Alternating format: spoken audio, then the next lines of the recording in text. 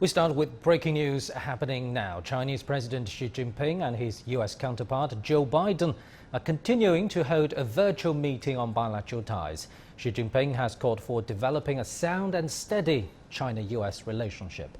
He also expressed that he's ready to work with Joe Biden to move relations forward in a positive direction. President Joe Biden said both sides should seek to avoid conflict. 当前啊，中美发展都处在关键阶段。 China and the U.S. are at critical stages of development. The global village of humanity faces multiple challenges. As the world's two largest economies and permanent members of the UN Security Council, China and the U.S. need to increase communication and cooperation, each run their domestic affairs well, and at the same time, shoulder their share of international responsibilities and work together to advance the noble cause of world peace and development. This is the shared desire of the people of the two countries and around the world in the joint mission of Chinese and American leaders. A sound and steady China-U.S. relationship is required for advancing the two countries' respective development and for safeguarding a peaceful and stable international environment, including finding effective responses to global challenges such as climate change and the COVID-19 pandemic. China and the U.S. should respect each other, coexist in peace, and pursue win-win cooperation. I'm willing to work with President Biden to build consensus and take active steps to move China-U.S. relations forward in a positive direction. Doing so will advance the interests of the two peoples and meet the expectation of the international community. I'm happy we had found time to meet, and I look forward to a candid and forthright discussions like all the discussions we've had thus far. Seems to me our responsibility as leaders of China and the United States to ensure that the competition between our countries does not veer into conflict, whether intended or unintended. And it seems to me we need to establish some common sense guardrails to be clear and honest where we disagree and work together where interests intersect, especially on vital global issues like climate change. How our bilateral relationship evolves seems to me to will have a profound impact not only on our countries, but quite frankly, the rest of the world. This crucial meeting is underway right now. For more on that, let's cross live to our correspondents Li Jianhua in Beijing and Nathan King in Washington, D.C. Let me start with you, Jianhua. You've been following this very closely since the start of this crucial meeting. Tell us more about the key messages released so far from the Chinese side.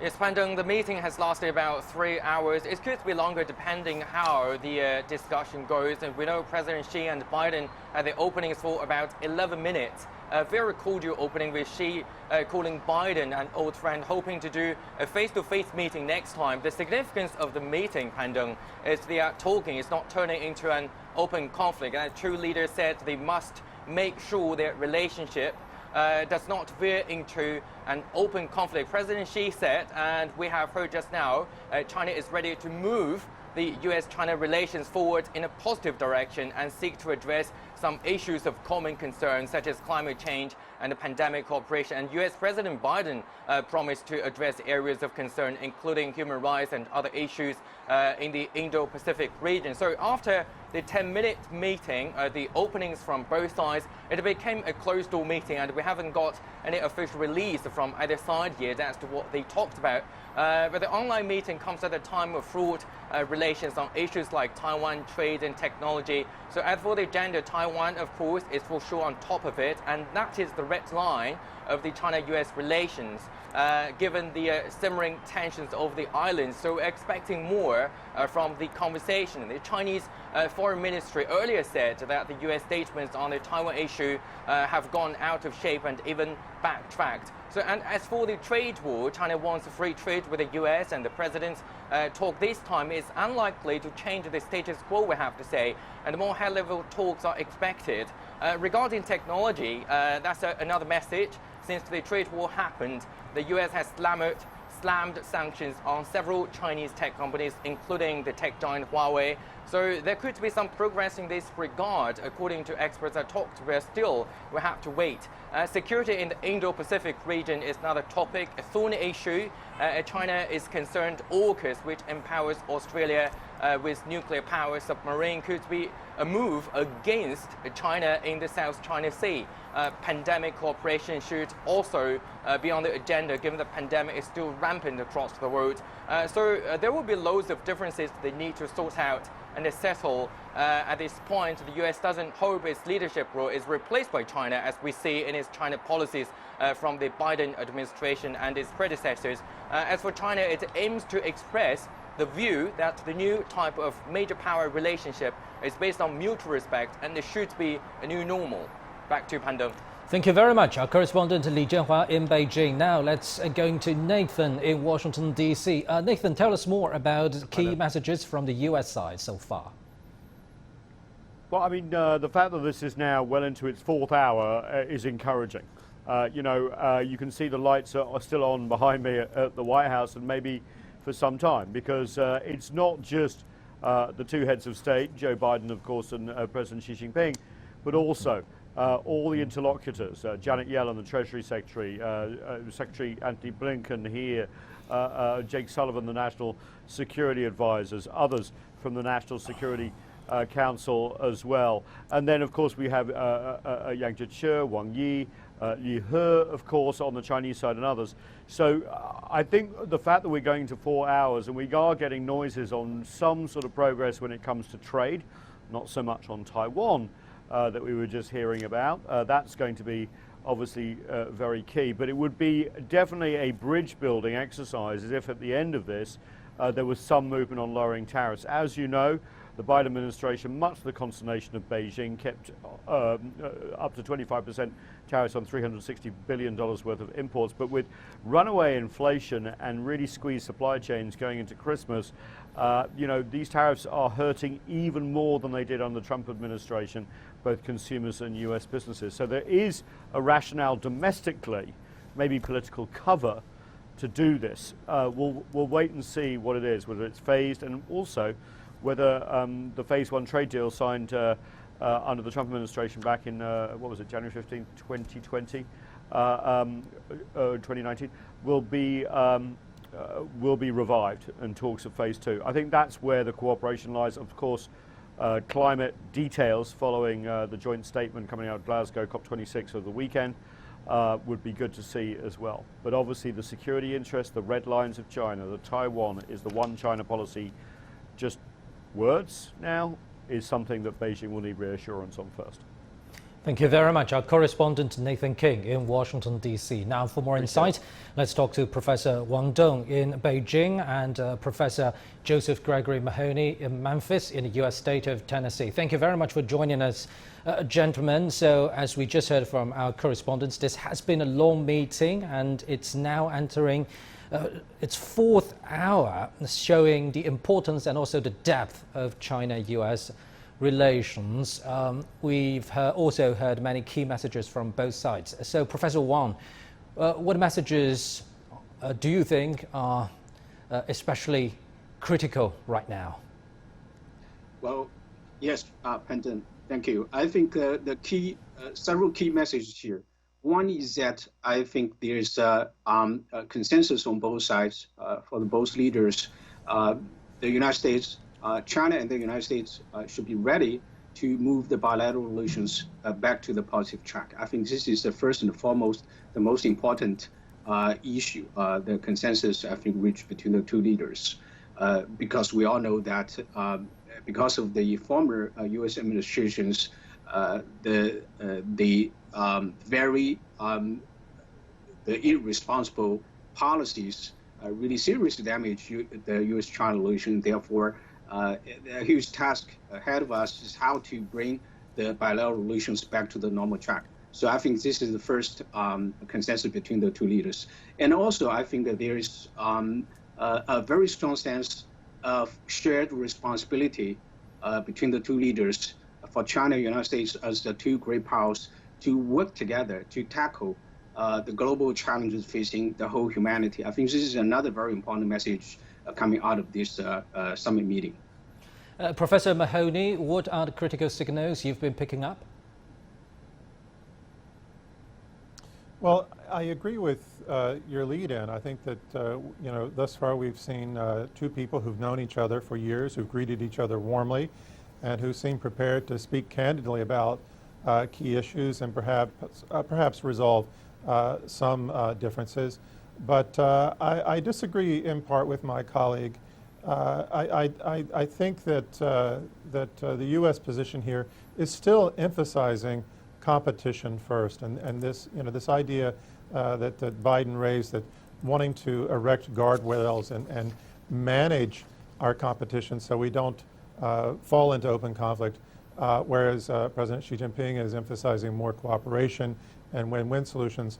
I'm not sure that we're really talking about normalizing relations, but rather trying to rather we're seeing Washington trying to push forward with this great power competition model. Professor, we'll be talking a little bit more about the difference between competition and win-win cooperation proposed by China later. But now we know that you cannot separate a given country's diplomacy from its domestic affairs. And Chinese President Xi Jinping says both China and the US are at critical stages of development. How do you interpret this message, Professor Mahoney? Well, China is at an important crossroads. It's at the crossroads of its next big development push, while the U.S. is at a crossroads of needing massive redevelopment. And we might see a step forward with Biden signing the infrastructure bill today, but there's a lot more that needs to be done than that. And so, the other thing the U.S. has to adjust to, the other crossroads, is it has to adjust to the reality that it's no longer able to impose its will on the world like it did before. And at the same time, the world is at this much bigger crossroads of needing to work together to resolve the climate change threat and the COVID-19 problem. And Professor Wang, this is your area of expertise for sure. I believe you're very familiar with this narrative saying that relations between the world's two largest economies have reached the lowest point in recent decades. So bearing that in mind, how would you say relations will develop from this point on? Risk management first or improvement coming right up? Well, I would say, it's honestly speaking, I think it's quite a challenge for two countries to manage the bilateral relations. As you just rightly noted, I think the bilateral relations are at the lowest point in decades. And how to, to say where are the red lines and how to move from here. Where are the endpoint? What are the trajectories for U.S.-China relations going forward? I think there needs a vision. I think my U.S. colleague just noted that the U.S. side still seems to be emphasizing competition. But where does competition end, right? So we need a vision for the evolving global order. I think this is what my understanding, my impression, what his presidency is trying to convey in his opening remarks. I think there's a shared responsibility, I think, for China and the United States to think just not only in terms of great power rivalry, great power competition, and from American perspective to sort of defend American hegemony, so to speak, but really have the whole humanity bear that in mind. What are the future trajectory of global order going forward? I think there is a great, responsibility facing both countries, and I think that's why, my understanding, why China is opposed to the unilateral sort of definition of the bilateral relations purely in competitive terms. I think that's from the Chinese perspective, really insufficient, and it might be counterproductive. That's a very good question indeed. Where does this competition end? And Professor Mahoney, earlier you noted that at least at this moment, the United States seems to be insisting on competition with China. But at the same time, China insists that bilateral ties should be based on equal footing, cooperation and win-win results. Do you think the United States eventually will come down from that high horse of China bashing? It's hard to say. You know, it's clear, again, that the U.S. is emphasizing and normalizing competition under the rubric of great power competition. And if it's not a Cold War, then it's at least a lot of cold shoulders. So, you know, one of the interesting things is that Biden basically has two secretaries of state, Blinken and Kerry, and one who is pushing and pressing, and, you know, we see AUKUS and the Quad and all these containment efforts, while the other is soothing and trying to help push a climate change accord, and probably in large measure is responsible for the meeting that's taking place today. So, you know, we see the U.S. Pursuing this strategy that Biden said from the very beginning when he took office, that you know, it was going to try to manage competition. And I think what we're seeing is this transition from the old manage China's rise to manage conflict with China. And I think this is not what Beijing wants. And I think Xi Jinping has made it very clear that he wants something different. But it takes two to dance. It takes two to tango. In the end, I don't think this American approach, this schizo zero-sum approach, is going to work. But I don't think the U.S. is capable yet of imagining an alternative. And Professor Wang, Taiwan has been a critical issue in China-U.S. relations. On Monday, the Chinese Foreign Ministry reiterated the importance of one China principle in bilateral ties. Let's take a listen first. 美方40多年来在台湾问题上的表述已经走样。 Over the past 40 years or so, the US statements on the Taiwan question have lost shape, turned sour and retrogressed, running counter to the consensus reached between the US and China upon the establishment of diplomatic relations. What the US should abide by is the One China principle and the 3 China-US joint communiques, which are important political consensus between China and the US, and the political foundation for the bilateral ties. So, Professor Wang, do you think the United States will continue to stir the situation across the Taiwan Strait? And do you think eventually the U.S. will cross China's bottom line? You know, Penton, this is precisely what I'm worried about. As State Counsel and Foreign Minister Wang Yi recently also noted, said to U.S. Secretary of State Blinken that Taiwan issue truly is one of the most sensitive issues in the bilateral relations, and is at the core of the political foundation of the bilateral relations. So the problem, yes, we are facing, you know, the rise of tension in cross relations, but we have to have a correct understanding of where the problem really is coming from. I think from the Chinese perspective, really it's because of the pro-independent forces, its determination really to remove and completely destroy the One China framework, the so-called 92 consensus, which is also the political basis of cross relations. And there is also support coming from Washington in support of that effort. So I think that's really at the root cause of the current tension in cross relations. And therefore, that's why the message, the signal coming from China toward the United States is that you have to come back to one China principle. The United States has to honor its commitment of one China policy, not only in words, but in deeds. I think that's, but we have to wait and see whether you put up a very enormously important question, whether or not the United States will honor its commitment of one China policy, or it's like a State Councilor Wang want sort of pursue a fake one China policy. So we have to really wait and see here. Indeed, and gentlemen, we've talked quite a lot about issues of contention, but let's remember there has been cooperation going on between the two countries. For example, Professor Mahoney, China and the United States issued a joint declaration at COP26 climate talks in Glasgow. So in the near future, do you think the two countries will join hand in hand in the implementation of that common will? Well, you know, that announcement was surprising because of all the negativity we've had since Biden took office. You know, we started this year optimistic that he would reverse course on a lot of the Trump nonsense. But, you know, right after he was elected late last year, I participated in a conference where we predicted that the U.S. under Biden would work with China on climate change. And with Kerry at the helm, you know, this is basically returning to a deal that Kerry negotiated when he was the Secretary of State under Obama. So it's surprising, but not surprising. It's also vital, but because it's not much different from the pre-Trump era, we have to ask whether or not it's enough, given the fact that you know, global warming has gotten worse since then. We also have to question whether or not the U.S. will remain firm in its support. You know, we have a president now in Biden whose approval ratings are falling.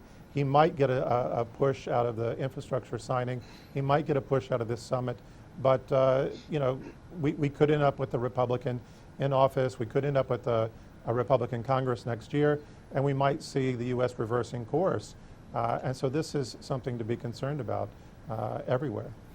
Right, and talking about cooperation, Professor Wang, do you think the two countries can work together in the economic recovery efforts under the severe backdrop of this pandemic? Because as recently we've seen, there have been logistical and supply chain problems in the United States and also inflation in that country. Yes, I think my answer to that question is absolutely yes. Because if you look at the situation, you know, the former U.S. administration was pursuing a complete decoupling of the two economies, but that is completely counterproductive. And in fact, American 90% of the cost of the tariff of the trade wars imposed on China by the United States actually were borne by American companies and consumers. And because of that, United States also has lost over 300,000 jobs. So a trade war is actually, you know, in no one's benefit. And I think the American business community are increasingly come to acknowledge that, and they are also appealing to the Biden administration to stop the trade, the tariffs imposed on China, and try to resume the normal trade relations.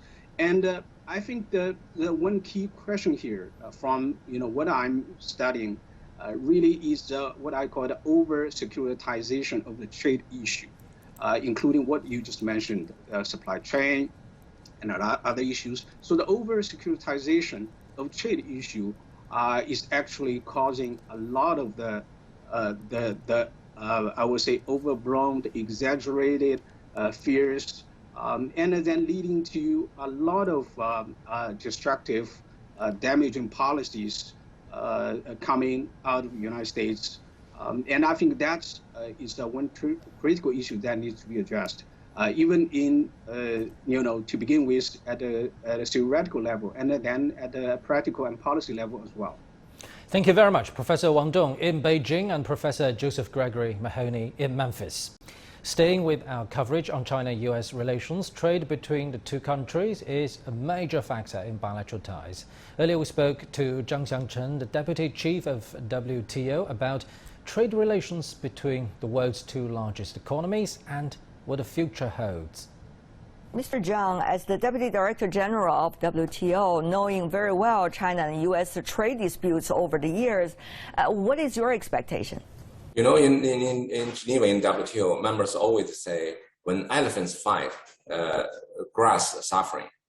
So, of course, everybody is hoping that the two major trading nations can lower their tension and to sit down to talk and to participate constructively in the multilateral discussion. I hope that the bilateral dialogue can make a progress. We also hope that the United States can come back to the multilateral trading system. I do believe in the WTO, China shares a lot of common interests with the United States. We can find convergence. Meanwhile, looking at these two biggest economies in the world, who used to be biggest trading partners for one another, but now it's changing. What kind of expectations do you have, both as a seasoned trade negotiator and now as someone who's heading the WTO? I think the next step, many structural issues should be discussed in the framework of multilateral trading system. For example, just you mentioned the state-owned enterprises, the industry subsidies, the special and different treatment of developing countries. All those issues can only be addressed in the WTO. So we are expecting that the two countries can have candid dialogue, the policy dialogue after MC12. Breaking news just came in. The virtual meeting between Chinese President Xi Jinping and his US counterpart Joe Biden has just concluded. The two leaders discussed the bilateral ties and issues of mutual interest. President Xi Jinping says China and the US are at critical stages of development. He says both countries need to increase communication and cooperation, run their domestic affairs well, and shoulder their share of international responsibilities. Xi Jinping says the two sides should respect each other, coexist in peace, and pursue win-win cooperation. The Chinese president also expresses that he's ready to work with Joe Biden to move relations forward in a positive direction. US President Joe Biden says they both have a responsibility as leaders to ensure relations do not veer into open conflict. He also says both sides should be clear and honest where they disagree and work together where interests intersect, especially on vital global issues like climate change. Breaking news now, Chinese President Xi Jinping and his US counterpart Joe Biden have concluded their virtual meeting. They have discussed and exchanged views on strategic, comprehensive and fundamental issues in bilateral ties. Xi Jinping has called for developing a sound and steady China-US relationship. President Biden says both sides should seek to avoid conflict. 当前啊，中美发展都处在关键阶段。 China and the U.S. are at critical stages of development. The global village of humanity faces multiple challenges. As the world's two largest economies and permanent members of the UN Security Council, China and the U.S. need to increase communication and cooperation, each run their domestic affairs well, and at the same time, shoulder their share of international responsibilities and work together to advance the noble cause of world peace and development. This is the shared desire of the people of the two countries and around the world in the joint mission of Chinese and American leaders. A sound and steady China-U.S. relationship is required for advancing the two countries' respective development and for safeguarding a peaceful and stable international environment, including finding effective responses to global challenges such as climate change and the COVID-19 pandemic. China and the U.S. should respect each other, coexist in peace, and pursue win-win cooperation. I'm willing to work with President Biden to build consensus and take active steps to move China-U.S. relations forward in a positive direction. Doing so will advance the interests of the two peoples and meet the expectation of the international community. I'm happy we had found time to meet, and I look forward to a candid and forthright discussions like all the discussions we've had thus far. Seems to me our responsibility as leaders of China and the United States to ensure that the competition between our countries does not veer into conflict, whether intended or unintended.